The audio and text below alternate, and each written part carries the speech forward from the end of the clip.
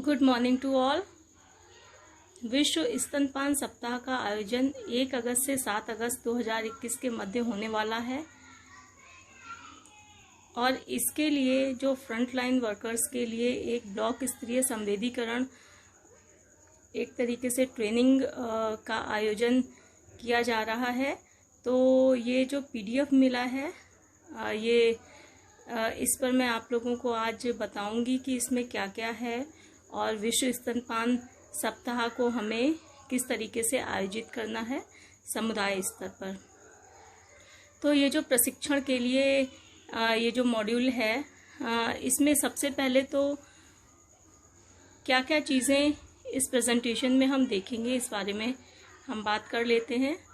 सबसे पहले तो है कि यूपी में स्तनपान की ब्रेस्ट फीडिंग की स्थिति क्या है, फिर है स्तनपान के लाभ क्या हैं, माँ कार्यक्रम एवं स्तनपान संबंधी टेक्निकल सेशन के बारे में बताएंगे, फिर है चिकित्सा इकाई स्तर पर स्तनपान को बढ़ाने के मुख्य 5 एक्शन क्या क्या होंगे उसके बारे में बात करेंगे, फिर है विश्व स्तनपान सप्ताह के दिशा निर्देश के बारे में बात करेंगे।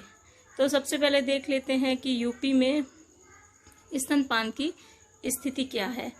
तो जन्म के 1 घंटे के अंदर यूपी में कितना स्तनपान कराया जा रहा है, ये रीसेंट फिगर्स हैं। इसमें क्या है कि 1 घंटे के अंदर 25.2% ही बच्चे ऐसे हैं जिनको जन्म के 1 घंटे के अंदर स्तनपान मिल पाता है। आप समझ लीजिए, और बाकी नवजात शिशु लगभग 75% शिशु ऐसे हैं जिनको जन्म के 1 घंटे के अंदर स्तनपान नहीं मिल पा रहा है। तो इसका ये मतलब है कि 4 में से मात्र 1 नवजात शिशु को ही जन्म के 1 घंटे के अंदर माँ का दूध मिल पा रहा है, बाकियों को नहीं मिल पा रहा है। तो ये स्थिति बहुत ही खराब है, आप खुद ही समझ रहे होंगे।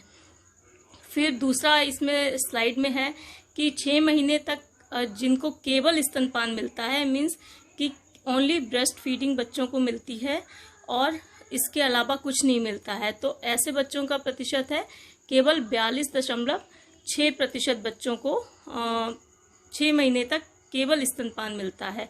और प्रदेश में 10 में से मात्र 4 शिशु जो होते हैं उनको 6 महीने तक केवल स्तनपान कराया जाता है, मतलब ना पानी, ना घुट्टी, ना कोई और चीज़ों को दिया जा रहा है। तो आप खुद ही देखिए, 25% 1 घंटे के अंदर स्तनपान और 42% 6 महीने तक एक्सक्लूसिव ब्रेस्ट फीडिंग का ये प्रतिशत बहुत ही ज़्यादा डाउन है। तो इसको सुधारने की आवश्यकता यहाँ पर है, इसीलिए विश्व स्तनपान सप्ताह पे बहुत ज़्यादा फोकस किया जा रहा है। प्रदेश में 2 माह तक लगभग 60% शिशुओं को किसी प्रकार का ऊपरी दूध, पानी आदि मिलना आरंभ हो जाता है। आप देख लीजिए, ये फिगर्स आपके सामने ही हैं प्रेजेंटेशन में कि 60% मतलब 100 में 60 बच्चे हमारे जो शिशु हैं वो ऐसे हैं जिनको किसी भी प्रकार का ऊपरी दूध या पानी देना लोग आरंभ कर देते हैं।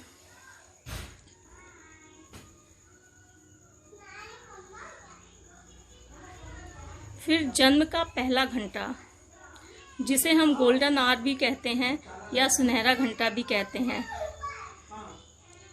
इसमें क्या है कि जन्म के पहले घंटे में स्तनपान नवजात एवं माँ के स्वास्थ्य के लिए अत्यंत ही आवश्यक होता है।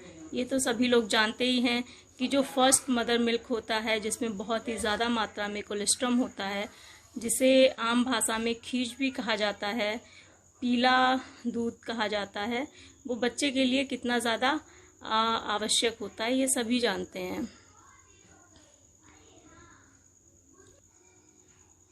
और यदि बच्चे को जन्म के 1 घंटे के अंदर फर्स्ट मदर मिल्क ना मिले तो उसके क्या परिणाम होते हैं बच्चे के फ्यूचर के लिए, इस बात से भी सभी लोग अवगत ही हैं।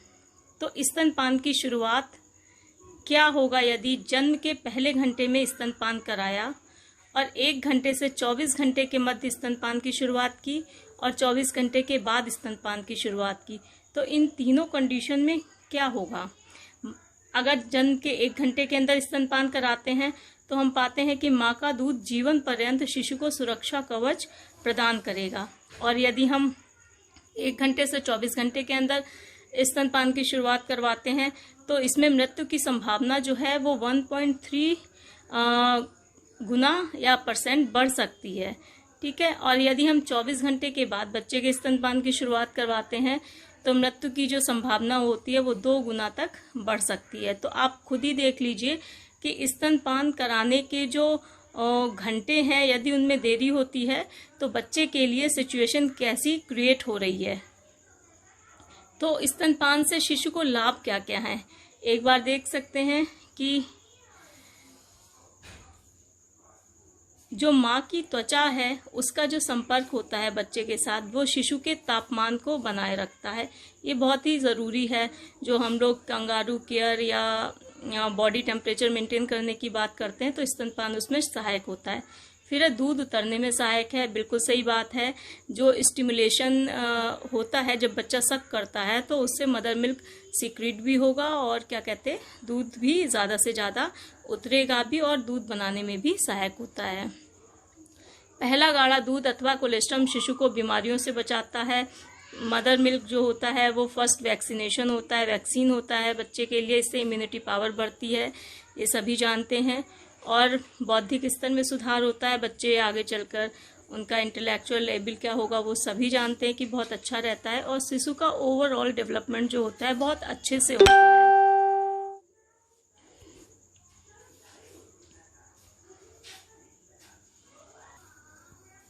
प्रेजेंटेशन में आगे बढ़ते हैं, देखते हैं कि स्तनपान कराने से माँ को क्या क्या लाभ होते हैं।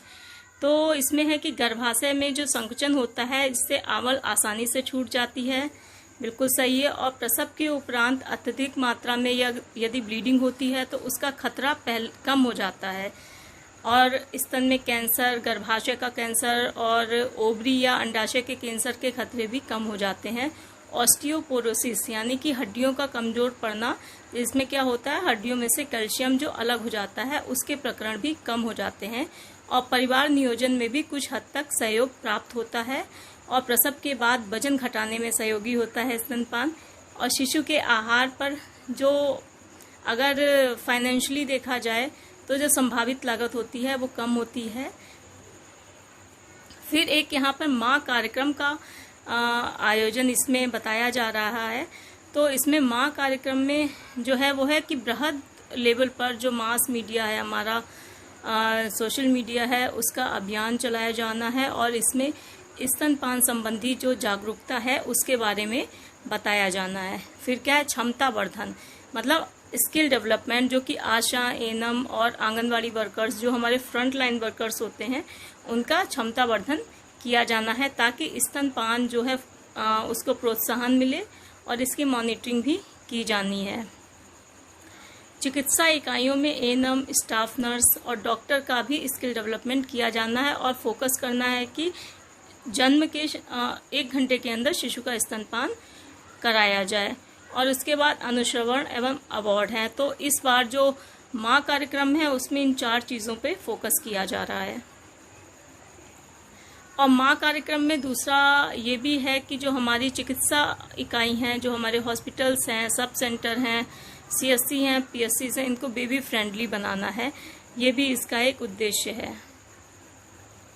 हॉस्पिटल को बेबी फ्रेंडली बनाने के लिए सफल स्तनपान के जो 10 कदम बताए गए हैं उनको देख लेते हैं। पहला है एक लिखित स्तनपान नीति की उपलब्धता सुनिश्चित करें। इस नीति को लागू करने के लिए सभी स्वास्थ्य देखभाल कर्मियों को आवश्यक क्षमता वर्धन करें, मतलब उनको ट्रेनिंग देकर उनको बताना है इसके इम्पोर्टेंस के बारे में और उनको कैसे काम करना है उसके बारे में बताना है। स्वास्थ्य कर्मी द्वारा सभी गर्भवती महिलाओं को स्तनपान के लाभ और प्रबंधन के बारे में सूचना प्रदान करनी है। स्वास्थ्य कर्मियों द्वारा माताओं को जन्म के 1 घंटे के अंदर स्तनपान कराने में मदद भी करना है, बताना तो है ही, उनको हेल्प भी करना है ताकि वो बच्चे के साथ ब्रेस्ट फीडिंग शुरू कर सकें।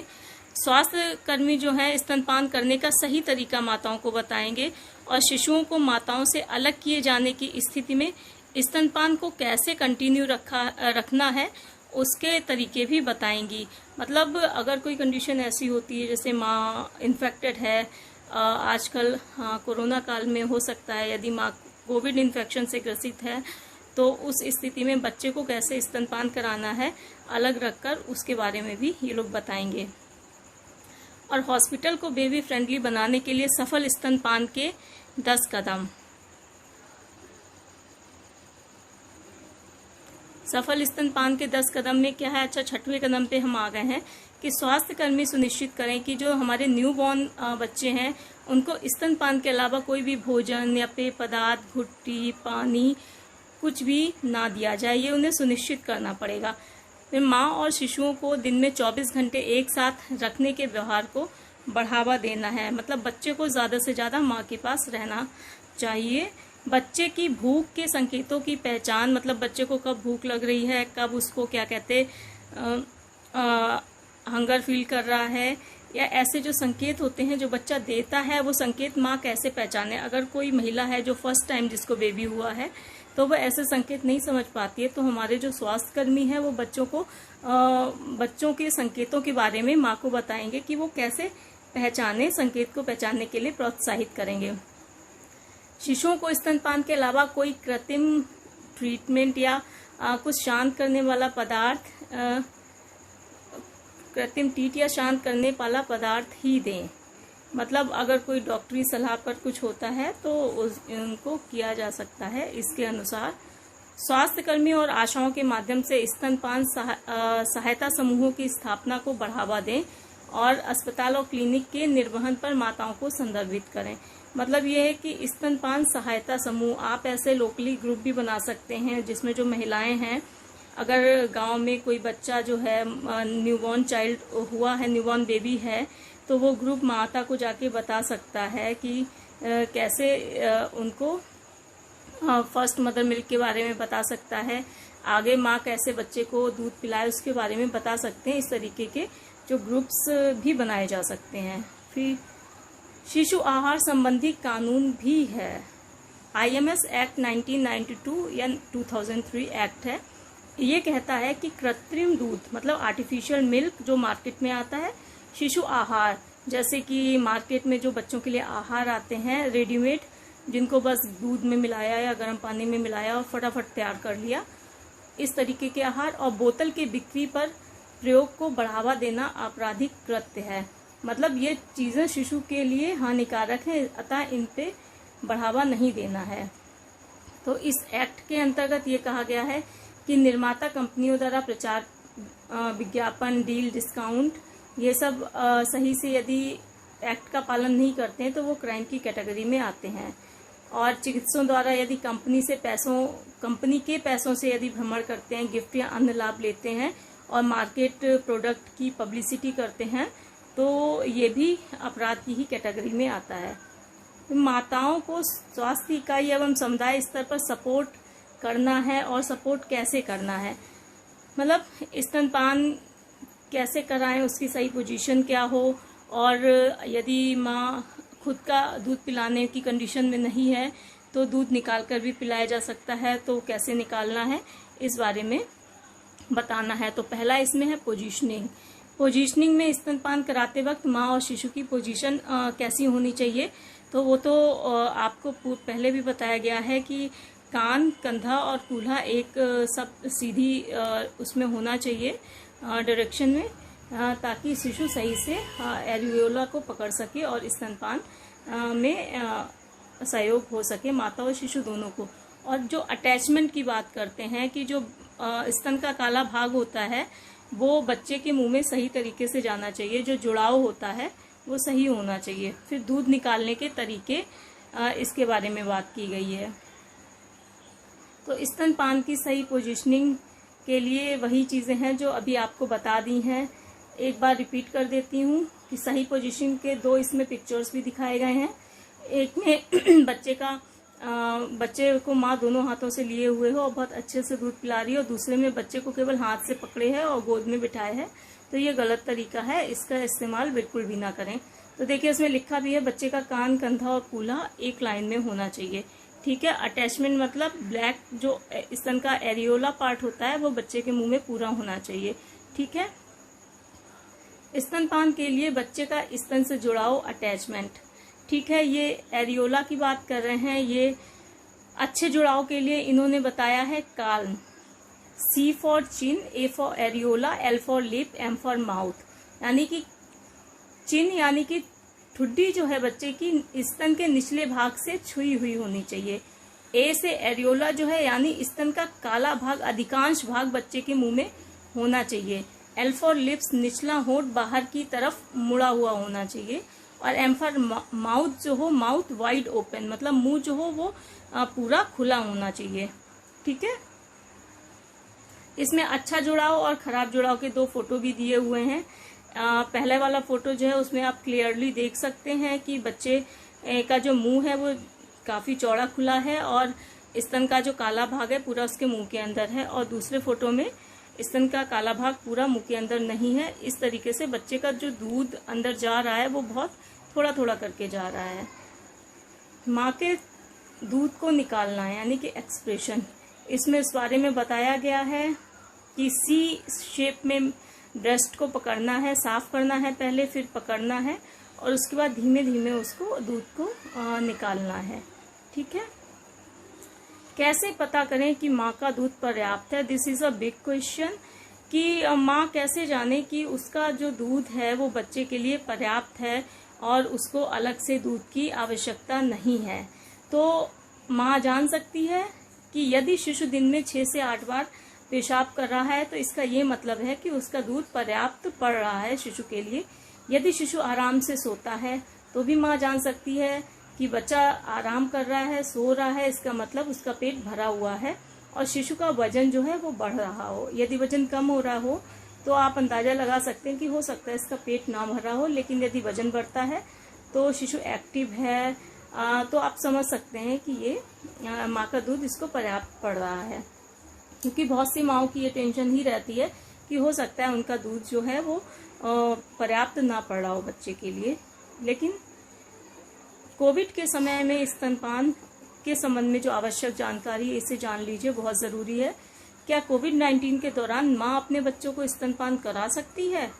This is a big question, इसको देख लेते हैं। विश्व स्वास्थ्य संगठन के अनुसार कोविड-19 माँ के दूध से नहीं फैलता है। माँ एवं नवजात का जन्म के तुरंत बाद स्किन टू स्किन कांटेक्ट अनुशंसित है, यानी कि किया जा सकता है। कोविड-19 की संभावित एवं पॉजिटिव माताएं भी जन्म के 1 घंटे के अंदर स्तनपान करा सकती हैं। जन्म के तुरंत बाद स्तनपान शुरू करने से एंटीबॉडीज एवं आवश्यक पोषक तत्व माँ के दूध से बच्चे तक सीधे पहुंचते हैं और जिससे उसकी इम्यूनिटी पावर बढ़ती है। तो कोई दिक्कत नहीं है, माएँ बेझिझक अपने न्यूबॉर्न बेबी को स्तनपान कराएं, बस साफ सफाई का ध्यान रखें ताकि बच्चों को इन्फेक्शन से फ्री रखा जा सके। कोविड के समय में स्तनपान के संबंध में और भी आवश्यक जानकारी है, वो ये है कि कोविड-19 की संभावित एवं पॉजिटिव माताएं जिनको कि इन्फेक्शन है वो शिशु में संक्रमण से बचाव के लिए स्तनपान के दौरान निम्न बातों का ध्यान रखें। वो बातें क्या क्या हैं कि बच्चे को छूने से पहले हमेशा साबुन से हाथ धोएं, मास्क का इस्तेमाल करें और जिन सतहों को छुआ हो उन्हें अच्छी तरीके से बार बार साफ करें। यानी कि जो टचिंग है वो बहुत ही क्लीन होनी चाहिए, चाहे वो बच्चे को टच करने से पहले हो वो क्लीनिंग करनी है, या चाहे आप कोई सरफेस छुएं, कुछ भी बच्चे से रिलेटेड कुछ छूते हैं, अपने आसपास की चीजें जिस चीज को भी टच करें उसे तुरंत वहां से साफ करना जरूरी है। ठीक है। स्तनपान प्रोत्साहन कहाँ और कौन में देख लेते हैं, इसमें क्या है। अच्छा, इसमें बताए गए हैं कि आप कहाँ पर प्रोत्साहन करने के प्लेटफॉर्म्स क्या क्या हो सकते हैं फ्रंटलाइन वर्कर्स के लिए। सबसे पहले तो गृह भ्रमण, आशा, आंगनवाड़ी कर सकते हैं। टीकाकरण सत्र जो BHND सत्र होता है उसमें कर सकते हैं। प्रसव के उपरांत वार्ड में डॉक्टर और नर्स कर सकते हैं। लेबर रूम में भी किया जा सकता है। प्रसव पूर्व जो जांचें होती हैं जो एएनएम या डॉक्टर करते हैं उस संबंध में भी वो स्तनपान के बारे में माता को सलाह दे सकते हैं। और IMS एक्ट के अंतर्गत इसकी नियमित रूप से मॉनिटरिंग भी करनी है। वही कृत्रिम दूध के बारे में लिखा है जिसका प्रयोग ना करें ज्यादा से ज्यादा, ये बच्चे के लिए हानिकारक हो सकता है। ठीक है, वही चीजें अभी यहाँ पर रिपीट हो रही हैं। और 1 घंटे के अंदर स्तनपान की शुरुआत करें लेबर रूम में ही, और वहाँ पे जो नर्स हैं, फैमिली स्टाफ है, वो स्तनपान कराने में सहयोग करें। यदि माँ इस कंडीशन में नहीं है तो जो साथ के लोग हैं वो स्तनपान को करवाने में सहयोग कर सकते हैं।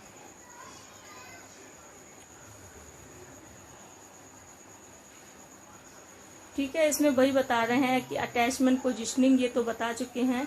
फिर इसमें बता रहे हैं कि आप जो है यदि बच्चे का सिजेरियन हुआ है, फिर या प्री टर्म बेबी है, लो बर्थ वेट का अल्प वजन का बच्चा है, या प्राइमरी ग्रेविडा या पहला प्रसव है, तो उसमें विशेष ध्यान दिया जाना है। देख लेते हैं।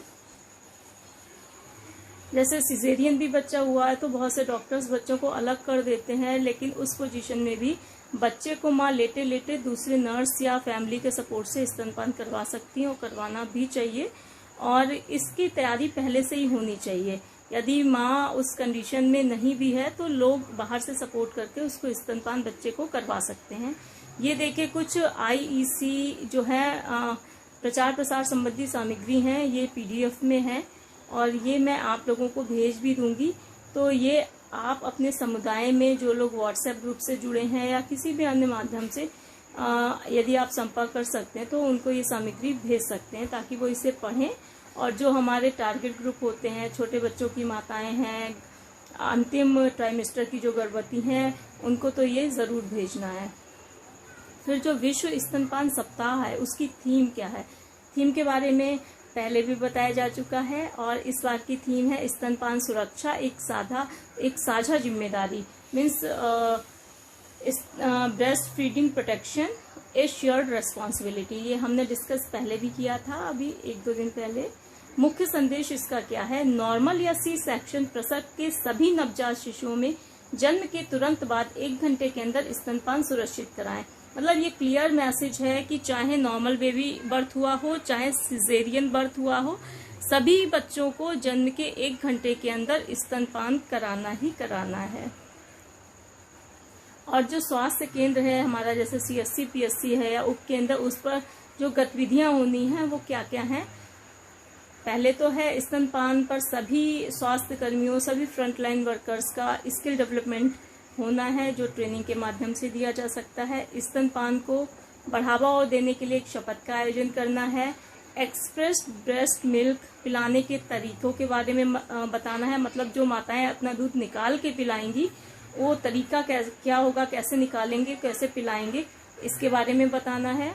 स्तनपान की संवेदनशीलता के दृष्टिगत स्तनपान कक्ष की व्यवस्था करना है, मीन्स कि यदि माताएं जो हैं वो किसी के सामने हेजिटेट कर रही हैं, नहीं ब्रेस्ट फीड करवा पा रही हैं अपने बच्चे को, तो एक ऐसा कक्ष होना चाहिए, कमरा होना चाहिए जहां वो जाकर अपने बच्चे को फ्रीली ब्रेस्ट फीड करवा सकें।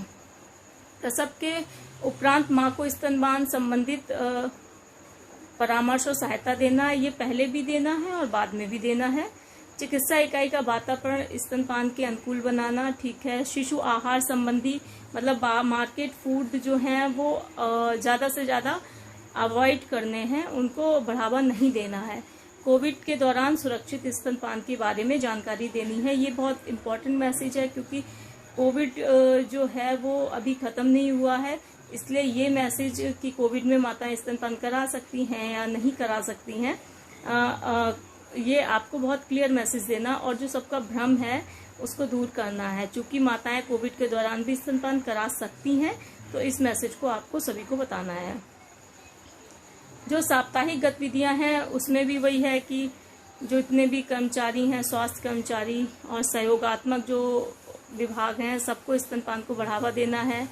वही सब है कि जन्म के 1 घंटे के अंदर स्तनपान और हाथ से दूध निकालने की प्रक्रिया, कोरोना के दौरान साफ सफाई, और जो अल्प वजन के बच्चे होते हैं उनकी देखभाल आशा आंगनवाड़ी कार्यकर्ता द्वारा, ये सब साप्ताहिक गतिविधियों का आयोजन विश्व स्तनपान सप्ताह में किया जाना है। और मातृ एवं शिशु सुरक्षा कार्ड पर इन सभी चीजों को क्या कहते हैं अंकित भी करना है। सोशल मीडिया के माध्यम से स्तनपान पर जन जागरूकता फैलाना, जिस तरीके से जो मैं हूं अपने सोशल मीडिया प्लेटफॉर्म का यूज कर रही हूं, उसी तरीके से आप लोग भी अपने सोशल मीडिया प्लेटफॉर्म का यूज कीजिए। आप अपने गांव में, अपने कम्युनिटी में ग्रुप्स बनाइए, उसमें ऐसे जानकारी साझा कीजिए। और ज़्यादा से ज़्यादा लोगों तक ये सब मैसेज पहुँचे। ये बहुत ही इम्पोर्टेंट मैसेजेस हैं और ये पहुँचना बहुत ज़रूरी भी है। ठीक है, तो ये अभियान भी इस हफ्ते चलेगा सोशल मीडिया प्लेटफॉर्म का। फिर फाइनेंस भी है, इसमें कुछ आयोजन कराने के लिए बजटिंग का प्राविधान है, लेकिन ये स्वास्थ्य विभाग के लिए है। फिर लास्ट में निरंतर स्तनपान एक साझा प्रयास, धन्यवाद। तो हमें ये देखना है लास्ट में, मेरा पर्सनल ये मानना है कि 4 में 1 बच्चे को जन्म के तुरंत बाद स्तनपान मिल रहा है, उसे हमें 4 में 4 बच्चों को स्तनपान करवाना है। और इस बार ये हम दृढ़ निश्चय करें, इसी चीज की शपथ लें कि हमारे गांव में, हमारे समुदाय में, हमारे प्रदेश में, हमारे देश में सारे बच्चे, जितने भी नवजात बच्चों का जितने भी बच्चों का जन्म होगा, वो सभी के सभी 1 घंटे के अंदर स्तनपान पाएंगे। और दूसरा, ये बच्चे अगले 6 महीने तक केवल और केवल माँ के दूध पर ही रहेंगे, बाहर से कोई भी चीज इनको नहीं दी जाएगी। और इस शपथ के साथ हम स्तनपान सप्ताह को अच्छे से आयोजित करेंगे, अपना जो उत्तरदायित्व है उसे निभाएंगे। और होपफुली ये जो हमारा सप्ताह है ये बहुत अच्छा रहेगा। और इसी के साथ मेरी शुभकामनाएं सभी के साथ, सभी लोग इस सप्ताह बहुत अच्छे से काम करेंगे। और आप सभी को best wishes. Thank you so much. Thank you.